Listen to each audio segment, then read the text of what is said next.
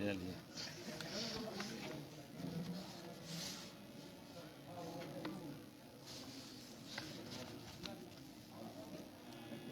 झारखंड में हेमंत सरकार की लूट की कहानी तो हम सब लोग सुनते भी हैं और आप सब लोग दिखाते भी हैं।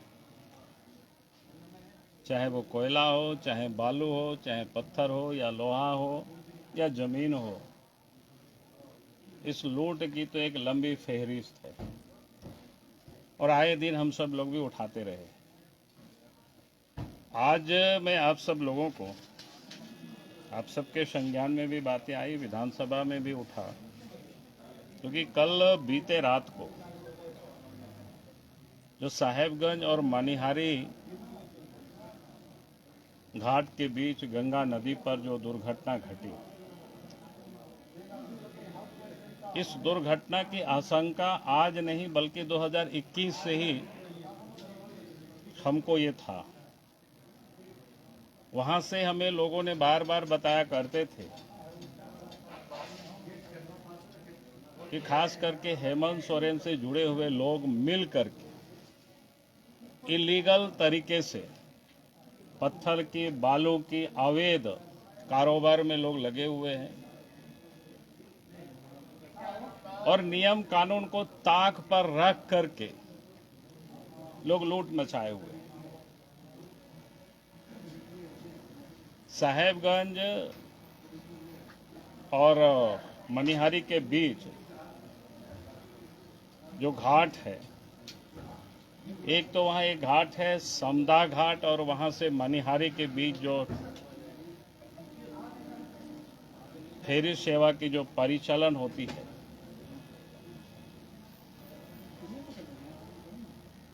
जितना लाइसेंस है, 2 मालवाहक और 2 यात्री वाहन,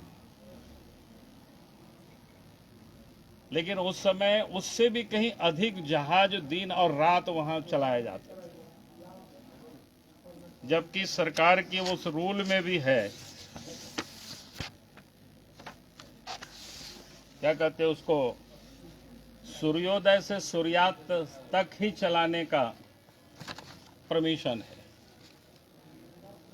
लेकिन सूर्योदय और सूर्यास्त तक की बात तो छोड़ दीजिए, यहां तो डे नाइट चलता था, रात भर चलता था, इलीगल चलाया जाता था। और जहां 2 जहाज की परमिशन, वहां तो 8-9 जहाज, 6 जहाज वैसे ही चलाया करते थे। और जहां एक घाट से, समदा घाट से चलाने की परमिशन थी, उसके अतिरिक्त भी ग्राम घाट से भी लोग चलाया करते थे, मैंने अधिकांश, क्योंकि ग्राम घाट से नजदीक पड़ता है और वहां से चलाने की इसलिए परमिशन नहीं होती क्योंकि वहां पर जल का जो है वो कम है कि जहाज की दुर्घटना हो सकती है। और इसकी जब जानकारी लोगों ने हमें दिया था तो उसी समय हमने दोनों राज्य के मुख्यमंत्री को पत्र लिखा था। बिहार को भी हमने पत्र लिखा था 13/7/2021 को, और उसके बाद झारखंड के मुख्यमंत्री को भी 16/7/2021 को। पत्र का सेम आशय है। हमने जो इतना ही लिखा था कि भाई गैर कानूनी तरीके से वहां चल रहा है, कभी भी किसी भी दिन ये दुर्घटना हो सकता है और इसलिए इस पर रोक लगाई जाए, इस पर जांच किया जाए, जो संबंधित गड़बड़ कर रहे हैं, जिन लोगों के सह पर ये चल रहा है, उस पर कार्रवाई हो। लेकिन लगता है कि किसी ने कोई ध्यान नहीं दिया उस पर, हमारी बात पर, क्योंकि हम जब पत्र लिखते हैं तो आप सबको पता ही है, सरकार के लोग हमको पत्रवीर कहते हैं। भाई मेरे पास और क्या ऑप्शन है? हम आवाज ही तो उठा सकते हैं, सरकार को हम सूचित ही कर सकते हैं, जहां से भी हमको सूचना मिलती है कि हम कोशिश करते हैं सरकार को उसे अवगत करावे, और हम सरकार को समय समय पर पत्र लिखते हैं। और कल जो दुर्घटना ग्रस्त हुई, क्योंकि हमारे पास जो जानकारी है, जितनी जानने की हमने कोशिश की, हालांकि उस पर भी पर्दा डालने की भरसक कोशिशें चल रही है, और पर्दा किस प्रकार से डाला जा रहा है जब विधानसभा के सत्र प्रारंभ हुआ, विधायकों ने जब आवाज उठाई इस पर, तो सरकार के मंत्री ने कहा कि हम बात करके हम सदन में चलते सत्र में हम उत्तर देंगे। और उन्होंने जो उत्तर दिया, अब जांच कौन करेंगे? एसी, एसडीओ, एमबीआई और माइनिंग विभाग के अफसर। मैंने एक टीम गठित करके, आप बताओ कि ये लोग क्या जांच करेंगे? भाई ये लोग तो सारे के सारे लोग संलिप्त है। ये लोग तो मिलजुल करके ही वहां पर पत्थर के बालों की तस्करी करा रहे हैं, इलीगल काम करा रहे हैं। और फिर सरकार बोलती है कि इन लोगों की कमेटी ये जांच करेगी और वो रिपोर्ट देगी। इससे बड़ी हास्यास्पद और क्या हो सकती है? इसलिए हमने कहा है कि भाई एक तो पहला काम ये होना चाहिए कि साहेबगंज जो नाविक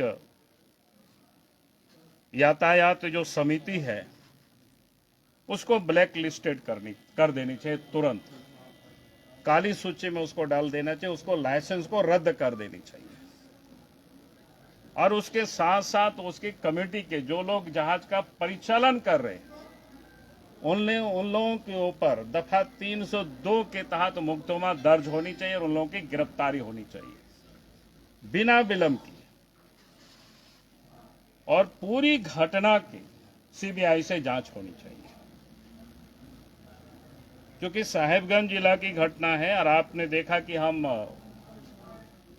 जुलाई के 2021 में ही हमने पत्र लिखा है राज्य सरकार को, और यहां से अवैध ढुलाई चल रही है, अर्थात एसपी और डीसी दोनों उसमें इन्वॉल्व है। और इसलिए हम सरकार से मांग करते हैं कि वे डीसी और एसपी को निलंबित करें और उन दोनों के ऊपर कार्रवाई होनी चाहिए, ताकि जो इस प्रकार की लापरवाही, और अभी तक तो पता नहीं चल पाया है कितने लोगों की जान गई। अगर औसत भी मानेंगे, एक ट्रक में अगर 2, 3, 4 लोग तो निश्चित रूप से होते हैं, तो हमें लगता है 40-50 एक लोग उसमें से गंगा में समा गए होंगे। और इन लोगों की लापरवाही के कारण ये घटना घटी।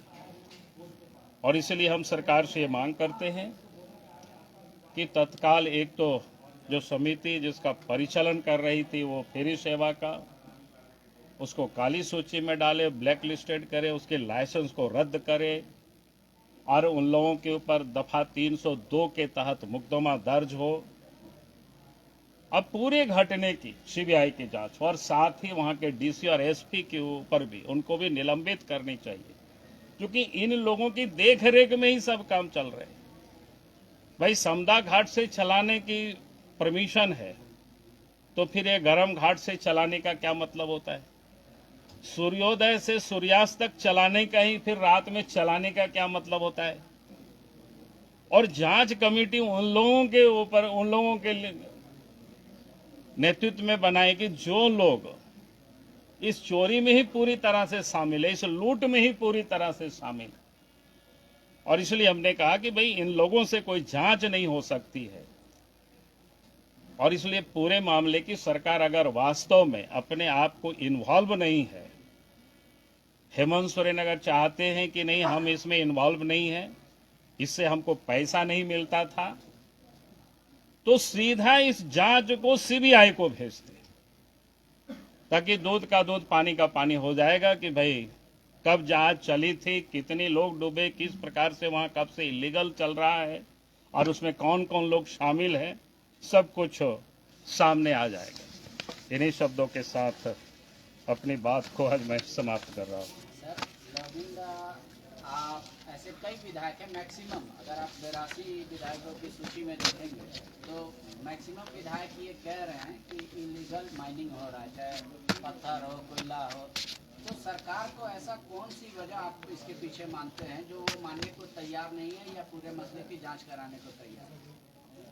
वजह बिल्कुल साफ है, मैंने तो बार बार कहा, क्योंकि इस काली कमाई का हिस्सा राज्य के मुख्यमंत्री के तिजोरी तक पहुंचता है। और तभी वो जांच से बाएं दाएं सीएम भागते हैं। अगर उनके तिजोरी में नहीं पहुंचे तो भाई उनको कौन सी का डर है, सीबीआई को जांच दे देना चाहिए। हमने तो कई एक बताया कि हम भी जब राज्य के मुख्यमंत्री थे, जहां लोग मांग करते थे इस प्रकार की, भाई सीबीआई की जांच होनी चाहिए, तो मैं तो कभी भी विलंब नहीं करता। भाई हमको क्या लस्ट है इसमें? हम राज्य की अच्छे और भलाई के लिए अगर मुख्यमंत्री है और वास्तव में उनके यहाँ काली कमाई का हिस्सा नहीं जाता है तो तुरंत सीबीआई को रेफर कर देनी चाहिए। मामला ऐसे भी 2 राज्य का है। तो सर पूरे मामले में बिहार सरकार भी कोई इक्वली दोषी है? मैं कहा किसी को, हम तो इसलिए सीबीआई जांच की कह रहा हूं ना, लेकिन चूंकि बालू, कोयला, पत्थर सब इस राज्य से जाता है और आज इसे नहीं, वर्षों से क्या बोलते हैं, जब से हेमंत सोरेन की सरकार बनी है तब से इसकी जोर पकड़ी है। और हमने समय समय पर राज्य सरकार को चिट्ठी लिखते रहा। राज्य सरकार तो एक नॉलेजमेंट तक नहीं देती है कि भाई चिट्ठी मिला कि नहीं मिला इनको। आप सोच सकते हो। 14 ट्रक डूबने की बात हुई है, लेकिन प्रशासन कह रहा है कि 5 ट्रक डूबे हैं। मैंने कहा कि इसलिए तो कह रहे हैं कि जांच होनी चाहिए ना। अब कौन प्रशासन कह रहा है? डीसी कह रहे हैं। भाई जहाज जा रहा है गरम घाट से, जो लोग इंजर्ड है कटिहार या मनिहारी, वहां जो क्या बोलते हैं हॉस्पिटल में एडमिट है, वो बता रहे हैं कितनी बजे रात चली थी, और डीसी प्रेस को बता रहे हैं दिन में चला था, जहाज बीच में खराब हो गया। और वो कह रहे हैं कौन, समदा घाट से चला था, जबकि जो व्यक्ति वहां इंजर्ड है वो कह रहा है गरम घाट से चला था। और आज भी जो वहां से जहाज को लाया है वो गरम घाट में ही खड़ा है, और वहीं से खड़ा होकर के डीसी प्रेस को ब्रीफ कर रहे हैं, लोगों को बता रहे हैं। किसको बेवकूफ बना रहे हैं भाई? एक बड़ा सवाल आया है सर कि जो जहाज दिखाया गया है वो जहाज डूबा नहीं है, बल्कि वो दूसरा जहाज को दिखाया गया है। इस मामले में कुछ खबर नहीं, मैंने कहा कि पूरी जांच होगी तब पता चलेगा। दादा, आज गोविंददार रो दिए मीडिया वालों से बात करते करते, और उन्होंने कहा है कि आत्मा को दुख पहुंचा है। मुख्यमंत्री जी से ऐसी आस नहीं थी, झारखंड जल रहा है, अब वो बाहर जाएंगे और ऐसे सरकार में रहना ना रहना बोले एक बराबर, सदन में रहना या ना रहना। अब ये उनका मामला है भाई, हमारा उसमें से कोई, अब स्वाभाविक है कोई भी व्यक्ति झारखंड से जिसका भी दर्द हो तो स्वाभाविक है उनको तकलीफ होगी। नहीं तो जब वो आंदोलन करेंगे, कह रहे हैं कि सरकार की नीतियों के खिलाफ, तो क्या भाजपा फिर उनका जगह जगह साथ देगी 5 तारीख से जो घर छोड़कर बाहर आ रहे हैं? नहीं, हम लोगों से सहयोग मांगेंगे, उसके बाद विचार करेंगे। बाकी तो हमारी ओर से शुभकामनाएं हैं उनको, उनके आंदोलन को। Thank you.